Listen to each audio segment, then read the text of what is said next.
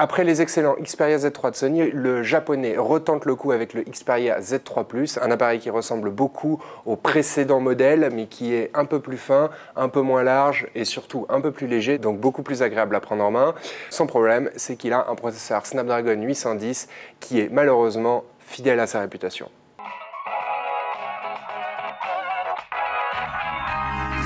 Le premier exemplaire du Z3 Plus qu'on a eu faisait de très mauvaises autonomies. Sony nous a fourni un second exemplaire qui faisait un peu mieux, mais qui était toujours mauvais par rapport à la concurrence haut de gamme du marché. Il faut rappeler que l'appareil coûte 700 €. Le troisième appareil de Sony, encore mis à jour, nous a été fourni, fait un peu mieux encore, mais toujours pas pour concurrencer les Galaxy S6 de Samsung par exemple. Pourquoi? Parce que le Snapdragon 810 qui est à l'intérieur de ce smartphone chauffe trop, déjà d'une part, ne serait-ce qu'en utilisation normale ou lorsqu'on utilise l'appareil photo du Xperia Z3 Plus.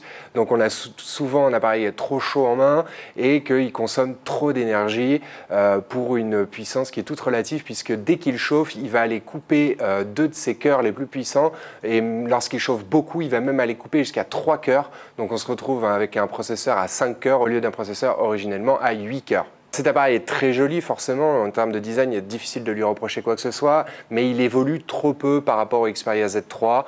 Son appareil photo reste à peu près identique et surtout, il n'a pas de stabilisation optique alors que tous les concurrents en proposent une. Son écran est pas mauvais, mais il garde les défauts du précédent, surtout que celui-là est très peu réactif lorsque il y a du mouvement sur l'image. Il y a beaucoup de flou et de traînées derrière les objets en mouvement, c'est assez gênant. Bref, alors que les Xperia Z3 étaient des smartphones très réussis, le Xperia Z3 Plus est un smartphone raté, surtout qu'il coûte très cher, 700 €. Pour cette somme, il faudra plutôt se tourner vers d'autres smartphones haut de gamme et notamment le Galaxy S6 de Samsung.